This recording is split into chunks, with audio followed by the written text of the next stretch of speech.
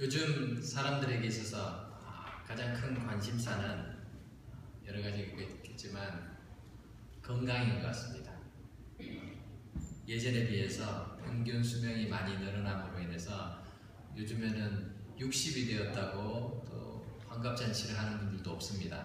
70이 되어도 이 경로당에 가면은 막내 취급을 받는다고 합니다.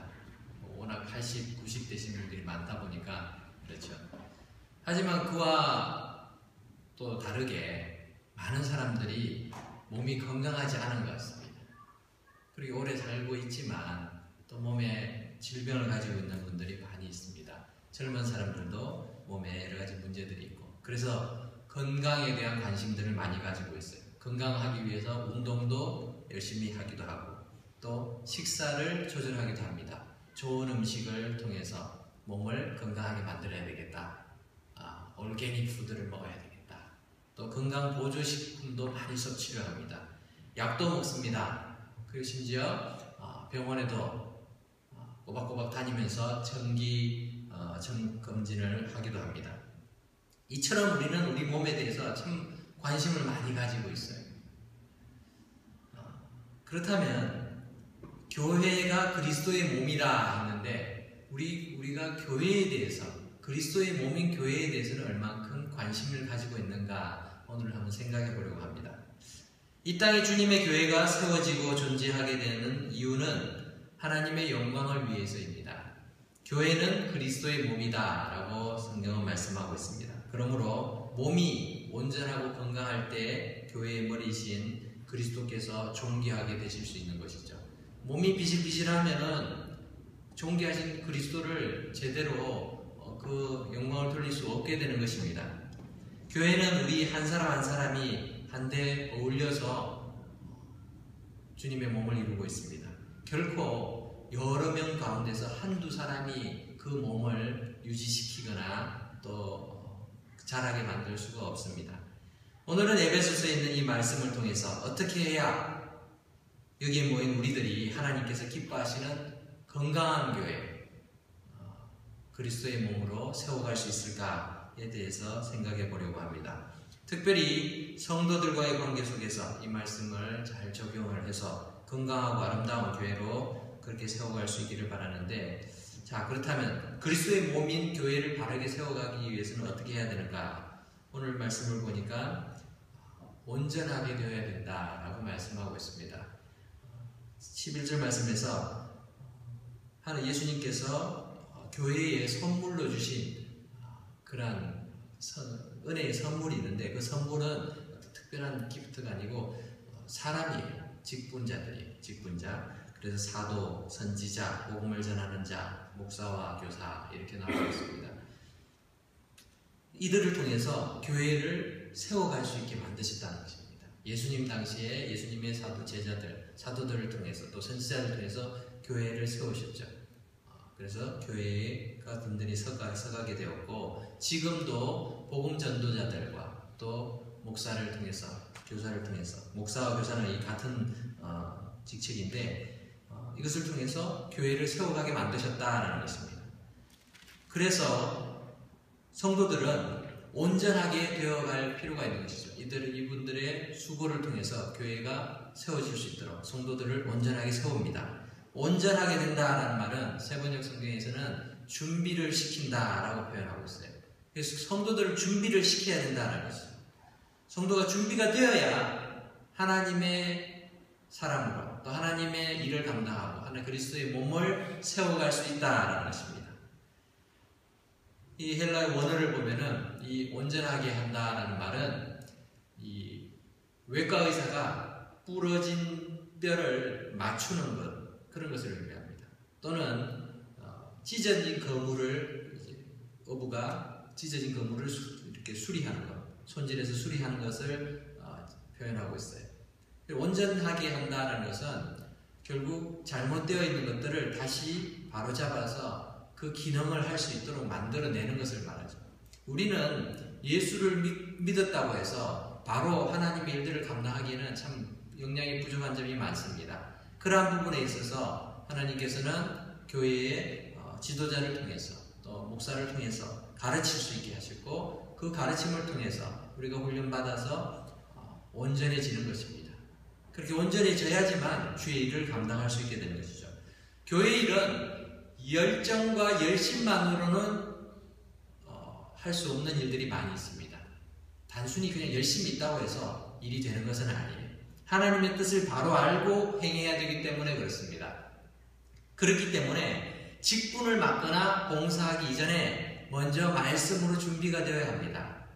그래서 우리가 하나님 말씀을 배우고 말씀 속에서 하나님이 어떤 분이시고 어떤 것을 기뻐하시는가, 그리스도께서 어떤 일을 하셨는가, 내가 그리스도의 사람으로서 어떤 일을 감당을 해야 될 것인가, 우리가 배워가는 것입니다.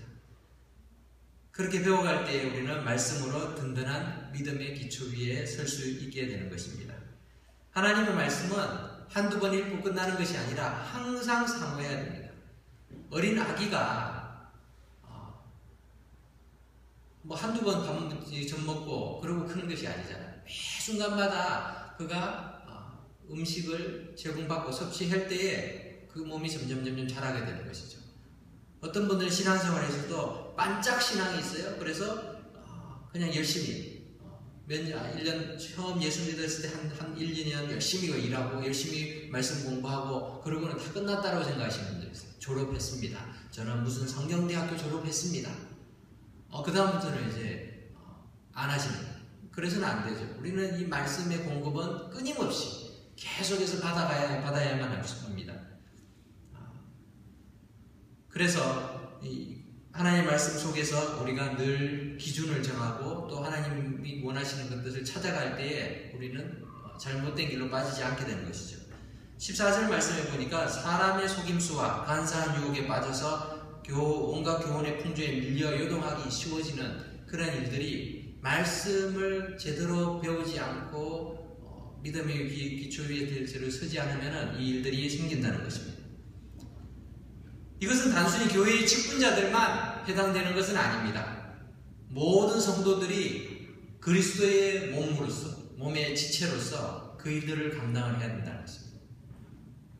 교회에서 직분을 맡았으니까 성경 공부하고 제자 훈련하고 이렇게 하는 것이 아니라는 것입니다. 내가 예수 그리스도를 주로 믿는다면 우리는 그리스도의 몸인 교회의 한 부분에 달려 있습니다. 새끼손가락이 연약해 보이지만 이 새끼손가락이 하는 역할들이 참 많죠. 어떤 분들은 자기 자신을 발톱처럼 생각하는 분들이 있을 수 있어요. 근데 발톱, 그것도 중요하죠. 발가락에 발톱이 없으면 우리가 걸어가는 것이 지장이 있습니다. 참 우리는 다 모두가 그리스도의 지체로 있는 것인데 그 지체로서 주님의 뜻을 알고자 하는 그런 노력들 속에서 온전해져 간다는 것입니다. 호세아 선지자는 호세아서 6장 3절에서 이렇게 말씀합니다. 우리 호세아서를 뒤에 보면 있을 텐데요. 읽어봅시다.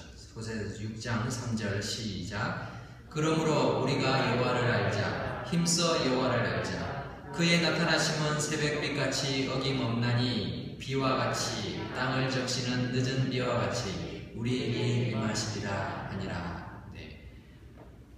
우리가 여호와 하나님을 알려고 할 때 힘써 알아야 된다라고 말씀하고 있는 것입니다.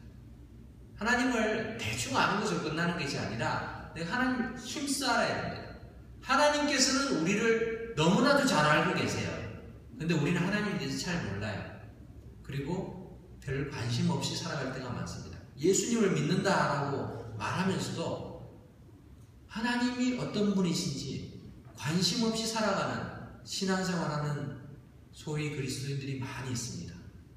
그렇다면 뭔가 잘못된 것 아니겠어요?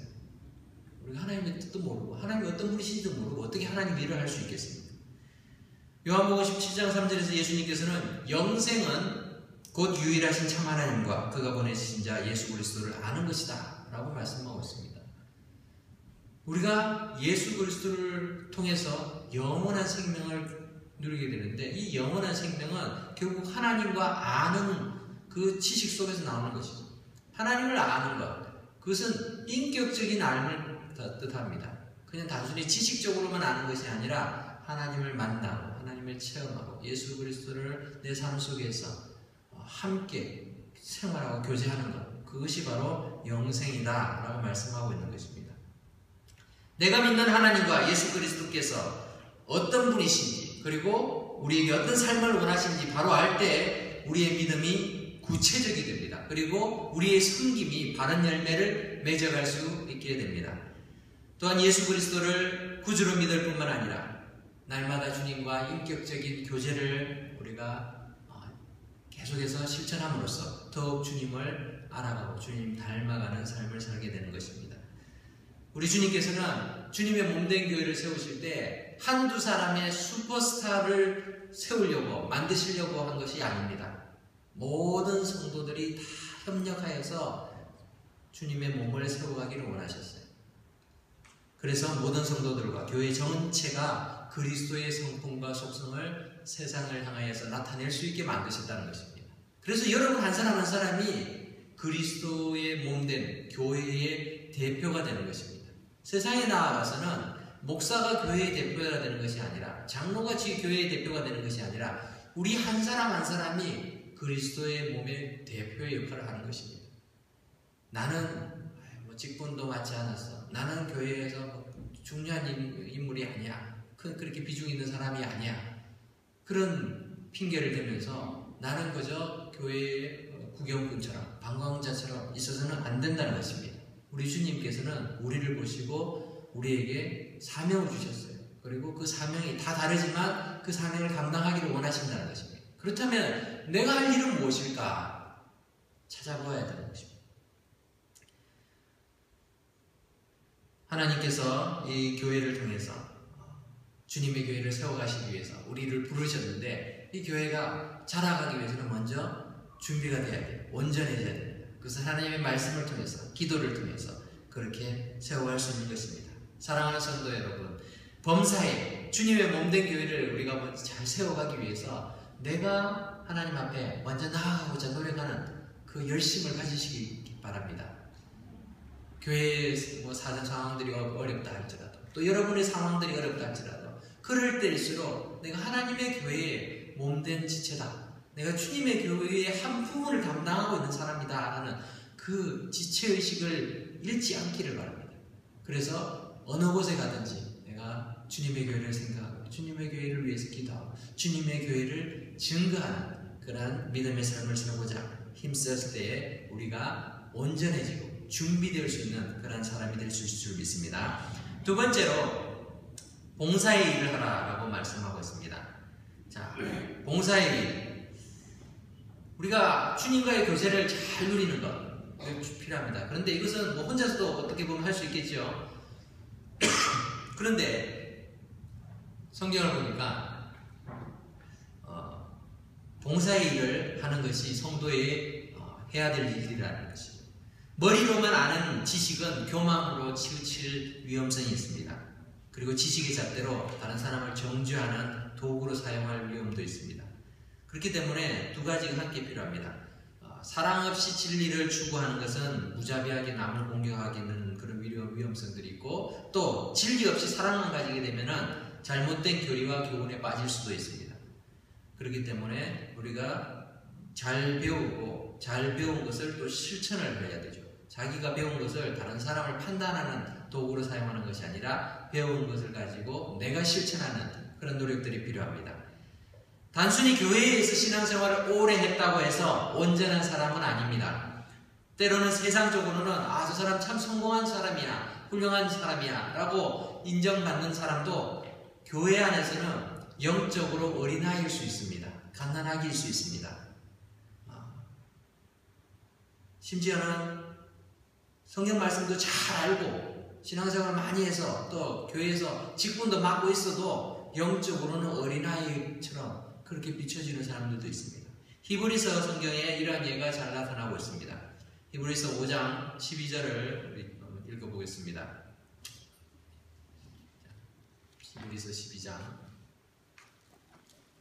히브리서 5장 12절 시작.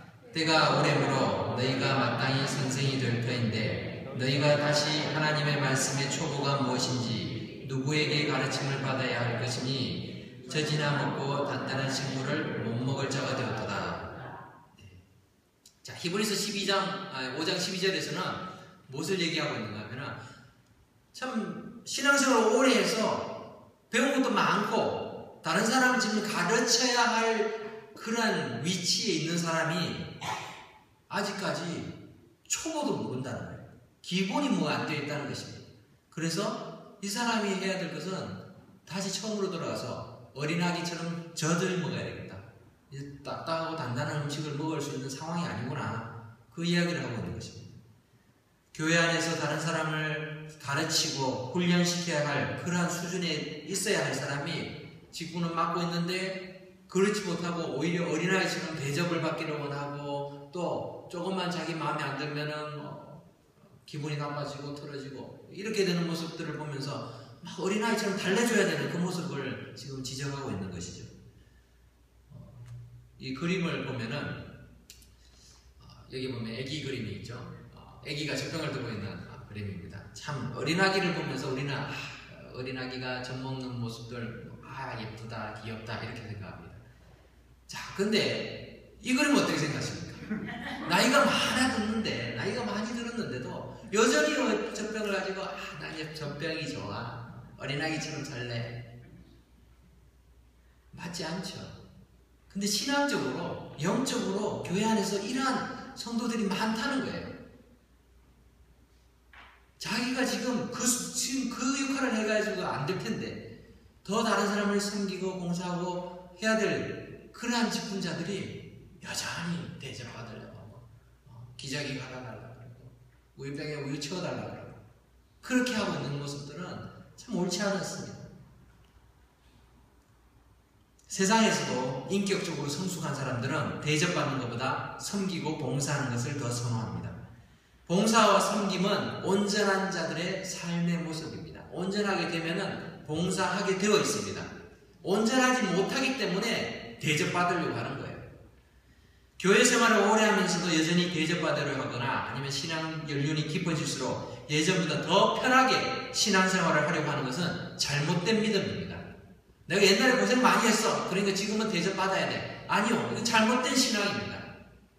그 세상에 나가서 어떤 투자하고 소득을 받으려고 하는 그런 모습은 가능할지 모르지만 교회는 그런 곳이 아니라는 것이죠. 우리가 대접받아야 될 곳은 어딘가 하면 천국에 가서는 대접받겠죠. 주님께서 우리를 그렇게 인정해 주실 것입니다. 이 땅의 수고에 대해서 대접해 주시겠지만 이 땅에서 주님 앞에 봉사했다고 대접받는 건 없다는 것입니다. 교회에서 직분을 맡는 것은 명예를 위한 것이 아니라 사명을 위한 것입니다. 따라서 직분이 있다는 것은 사명이 있다는 것이에요. 예전에 내가 수고했으니까 이 직분을 받았다. 이게 아니에요. 많은 분들이 그것을 착각을 합니다. 교회에 어려울 때 이 많은 수고를 했으니까 이분에게 이런 직분을 드립니다. 교회는 그런 게 없어요. 그 직분을 감당하기 위해서 그 사명을 감당하도록 직분을 줬고 그 사명이 끝나면 직분도 없는 거예요. 그 직분이 있다는 말은 그 사명을 계속해서 감당해야 되는 것이죠. 집사님으로서 수고하도록 사명을 감당하도록 직분을 줬으면 그 집사님으로서의 직분을 감당하는 거예요. 사명은 감당하지 않고 그냥 이름으로 불리는 것이 좋아서 집사 직분을 받는 것은 옳지 않다는 것입니다. 집사직을 잘 감당하니까 안수 집사가 되고 또 장로가 되고 이렇게 되는데 그 잘 감당하니까 승진을 시켜준 게 아니에요. 거기에 대해서 더 사명을 더 많이 감당하라고 직분을 주신 것이죠. 그래서 교회에서 가장 바빠야 될 사람은 결국은 목사이고 장로입니다. 왜냐하면은 그 감당해야 될 직분이 사명이 더 크기 때문에 그런 것이죠. 교회에서 가장 편하고 대우받고 한가한 사람은 초신자죠. 처음 오신 분들. 아무 일도 안 해도 됩니다. 그러나 신앙생활 오래 한 사람일수록 바쁘게 움직여야 돼요. 노력해야 돼요. 그게 바른 온전한 그런 성도들의 삶의 모습인 것이죠. 예수님께서 이 섬김의 본을 보이셨어요. 예수님은 죽으실 때까지 섬기셨어요. 예수님이 그냥 이제 내가 죽을 날이 얼마 안 남았으니까 내가 이제 대접을 받아야지 한 게 아니라 최후의 만찬을 하시면서도 식사 끝나고 나서 제자들의 발을 열심히 닦아줬어요. 예수님이 하지 않아도 될 일이었습니다. 그런데 그 일들을 하시면서 내가 너희를 섬기는 것처럼 너희도 다른 사람을 섬겨라. 내가 선생으로서 너희를 섬겼으니까 너희는 다른 사람을 섬기는 게 마땅하다. 이렇게 말씀을 하셨죠. 하나님을 섬기는 모습은 바른 예배 생활과 헌신의 삶을 통해서 드러납니다. 우리가 섬기고 봉사하는 것이 하나님을 바라보고 주님께서 우리에게 명령하신 것이니까 섬기는 것이지 어떤 내 이름을 드러내기 위해서 섬기는 것이 결코 아닙니다. 우리가 열심히 수고하고 봉사하다 보면 사람들에게 칭찬받을 수 있습니다. 저분은 참 훌륭한 분이야. 다른 사람들을 잘 섬기시고 참 연세가 많은데도 젊은 사람들에게도 다 섬기고 수고하고 봉사하고 칭찬을 받습니다. 근데 사람이 참 묘해서요. 칭찬을 받다 보면 그게 익숙해져요. 칭찬을 안 하면 또 이상해집니다. 얼마 전까지 칭찬을 하던데 요즘에는 저 사람이 나한테 칭찬도 안 하고 감사하는 말도 안 하네. 그 다음부터 이상하게 하기 싫어져요. 차라리 처음부터 칭찬 안 했으면은 괜찮았는데 이게 사람이 그것에 스포일 돼가지고 그렇게 되기가 쉽다는 것이죠. 우리가 늘 조심해야 돼요. 봉사할 때는 내 이름이 드러나지 않도록 그래서 참 조심해야 돼요. 사람들이 칭찬할 때에도 그것에 대해서 하나님께 영광을 돌리도록 자꾸 노력을 해야 됩니다. 경쟁적으로 봉사하고 섬기는 것도 잘못입니다. 이런 부분에서 내가 저 사람이 이만큼 하니까 나도 이만큼 해야지 이런 마음으로 섬기는 것이 아니라 하나님께서 내게 무엇을 원하실까? 근데 하나님이 내게 사명을 주셨는데 그 사명을 어떻게 감당할까? 하나님을 바라보고 하는 그 수고와 헌신이 바른 헌신이 될 수가 있는 것입니다. 봉사일을 그래서 교회에서 할 수 있도록 여러 가지 사명을 하나님 주셨고 또 직분을 맡겨주셨습니다. 그 직분을 통해서 우리가 감당하는 것이 필요한 것입니다. 그렇게 할 때에 그리스도의 몸을 우리가 세워가게 되는 것입니다. 오늘 말씀 12절 말씀에 그리스도의 몸을 세우게 하는데 이 그리스도의 몸을 우리가 함께 세워야 되는 것이 중요합니다. 그래서 세 번째로 우리가 기억해야 될 것은 그리스도의 몸을 함께 세워가는 것입니다. 우리 함께 따라해 보겠습니다. 그리스도의 몸을 함께 세웁시다. 네. 목회를 하다 보면 교회 안에서 자기가 특별하다라고 생각하는 분들이 간혹 있어요. 나는 좀 특별한 사람이야. 나는 이 교회에서 특별한 사람이야. 그렇게 생각하는 분들이 계세요. 물론 다 특별하죠. 근데 유달리 스스로 그렇게 생각하시면서 특별한 걸 알아달라고 얘기하는 분들이 가끔 있습니다. 또 반면에 어떤 분들은 저는 아무것도 아니라 저는 이 교회 아무것도 아니라 저는 신경 쓰지 마세요. 저는 보잘것없는 사람입니다. 이렇게 말하는 분들이 있어요. 그게 겸손해서 그런 게 아니라 실제로 그렇게 생각하고 있어요. 그리고 보면 진짜로 그렇게 보여요. 저 사람 진짜 보잘것없구나. 그 보잘것없으니까 아무것도 안 해요. 자기는 보잘것없다고. 자기는 별 볼 일 없는 사람이니까 아무것도 안 해도 된다라고 생각하는. 그리고 특별한 사람들이 그런 일들을 하는 거라고 생각하는 분들이 계세요. 이 두 가지 부류의 사람들은 다 잘못된 것입니다. 나만이 특별하다고 생각하는 것도 잘못되었고 나는 별 볼 일 없는 사람이다 라고 생각하는 것도 잘못된 일입니다. 프랜시스 셰퍼 박사님은 이렇게 말씀하셨어요. 하나님 나라에는 보잘것없는 사람이란 없으며 보잘것없는 일도 없다. 이것을 바꿔 말하면 주님의 교회에는 보잘것없는 그러한 그리스도의 몸의 지체는 없고 또 주님의 교회에 보잘것없는 일이라는 것은 없다는 것입니다. 우리가 볼 때 어떤 일은 중요한 일처럼 보이고 어떤 일은 허드렛 일처럼 보일 수 있습니다. 하지만 하나님 보실 때는 그 모든 것을 귀하게 생각하신다는 것입니다. 사람의 몸에도 잘생긴 얼굴, 아름다운 눈, 이런 것처럼 그것 이상으로 보이지 않는 우리의 간, 혈관, 또 피에 있는 적혈구 이런 것들이 다 중요합니다. 보이지 않는다고 그것이 무시당하지 않습니다. 다 중요한 것이죠. 그 기능들을 다 감당하고 있기 때문에 피부도 피부의 역할을 하는 거고 얼굴이 예뻐질 수 있는 것이지 우리 몸의 어느 한 부분이 어느 기능이 마비가 되고 잘못되면은 우리가 아름다움을 유지하려고 해도 건강을 유지하려고 해도 우리는 할 수 없는 것이 됩니다. 우리 몸에 필요 없는 세포는 없습니다. 필요 없는 세포가 있다면 암세포예요. 암세포. 암세포가 왜 필요 없는가 하면 암세포는 자기만을 위해서 존재합니다. 자기를 위해서 모든 영양분을 소모하죠. 원래 세포들이 서로를 유기적으로 관계를 해서 다른 데도 양분을 나눠주고 해야 되는데 암세포는 자기만을 키워요. 그러다 보니까 암세포가 굉장히 빨리 자라죠. 교회에서 자기만을 위하는 암세포는 제거되어야 하는 것이죠. 아무리 성경을 많이 알고 신비한 경험을 하고 특별한 은사를 가졌다 하더라도 그것이 자기를 드러내는데 자기 만족을 위해서만 사용되고 있다면 잘못된 것입니다. 교회 연합을 해치는 것입니다. 반면에 아무리 아는 것도 없고 할 수 있는 것이 제한적이고 능력과 은사가 보잘것없게 보일지라도 그리스도 안에서 다른 사람을 위로하고 격려하고 다른 사람을 세워주는 일에 자기의 삶을, 자기의 은사를 사용하고 있다면 이러한 분들은 그리스도의 몸을 세우는 사람입니다. 그래서 그리스도의 몸을 함께 세우는 것이 필요하다는 것입니다. 여러분들도 여러분 자신을 한번 살펴보십시오. 자기 점검이 필요합니다.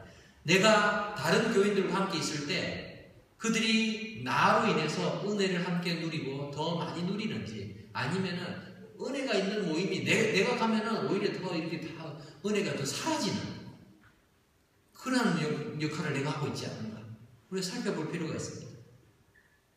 그리스도로부터 우리가 받았던 그런 지시와 능력이 다른 지체를 통해서 자꾸 통역하고 흘러가야 됩니다. 주님으로부터 내게 주신 은혜가 다른 사람에게 흘러넘쳐야 됩니다. 나만 은혜를 받고 끝나는 것이 아니라 내게 주신 그 은혜를 다른 사람과 나눌 때에 우리는 함께 잘할 수 있는 것입니다. 근데 다른 사람의 은혜를 내가 막 받으려고 하는데 내 은혜를 나누지 않으면 우리는 자기만을 위한 그러한 삶, 그러한 신앙생활을 하게 될 것입니다. 하나님의 은혜의 통로가 내게서 꽉 막혀있지 않는지 우리가 살펴볼 수 있기를 바랍니다. 하나님께서는 우리에게 은혜를 많이 주셨어요. 우리의 삶 속에 은혜를 늘 베풀고 계십니다. 그 은혜를 흘려보내야지만 새로운 은혜가 주입이 됩니다. 그러지 않고 나만 은혜 받으려고 하는 사람들은 그 이기적인 마음 때문에 은혜가 썩게 돼요. 나는 은혜가 별로 없어서 나눠줄 게 없어요 라고 하는 분들이 있어요. 아니에요. 그 은혜를 그래도 나눠줘야 돼요. 나눠줘야지 이게 흘러갑니다. 은혜가 흘러갑니다. 우리 교회에서도 마찬가지죠. 여러분들이 부족하고 보잘것도 없고 할 수 있는 것이 없다라고 생각하기 전에 내가 할 수 있는 부분을 하는 것, 그것이 하나님 앞에 영광을 돌리고 하나님 기뻐하시는 일이라는 것입니다. 말씀을 맺겠습니다. 사랑하는 성도 여러분, 교회는 그리스도의 몸입니다. 그리고 우리 모두는 그리스도의 몸의 각 지체들입니다. 그 지체의 역할들이 다 다르지만 내가 다른 사람을 따라할 필요는 없어요. 내가 할 수 있는 부분에서 최선을 다하는 것, 그것이 교회를 건강하게 만드는, 그리스도의 몸을 건강하게 세우는 일입니다. 교회의 한 부분만 제대로 발휘하지 못하고 또 연약해져도 온전한 사람이 될 수 없습니다. 그 말은 여러분 한 사람만 내가 뭐 할 수 있는 게 뭐 있다, 나는 좀 대충 하지 라고 생각할 때 그 순간부터 전체 교회가, 전체 그리스도의 몸 교회가 건강을 잃기 시작한다는 것입니다. 교회는 나 혼자 신앙생활을 잘한다고 되는 것 아닙니다. 서로 돌아보고 함께 서갈 때에 비로소 한 사람 한 사람 모두가 온전해지고 또 우리를 통해서 아름다운 주님의 몸된 교회가 되는 것입니다. 우리 그리스 장로교회 이번 한 해를 지나면서도 주님의 몸된 교회를 건강한 모습으로 세워가는데 최선을 다할 수 있기를 바랍니다. 말씀을 가까이 하고 또 말씀을 공부하고 또 말씀을 배운 대로 또 실천하고 그 속에 우리가 자라가고 또 온전해져서 참 열심히 주님 앞에 봉사하고 충성하여서 하나님께서 우리 교회를 나로 인해서 이렇게 건강하게 세우시는구나. 내가 맡은 역할들은 참 보잘것없지만 그것에 충실하니까 우리 교회가 건강해지는구나. 이 모습을 우리가 함께 볼 수 있기를 바랍니다. 그래서 아름다운 교회, 참 건강한 교회로 그리스도의 몸을 세워가는 저희 모두가 될 수 있기를 주님의 이름으로 축원합니다. 기도하겠습니다. 고마우신 하나님 은혜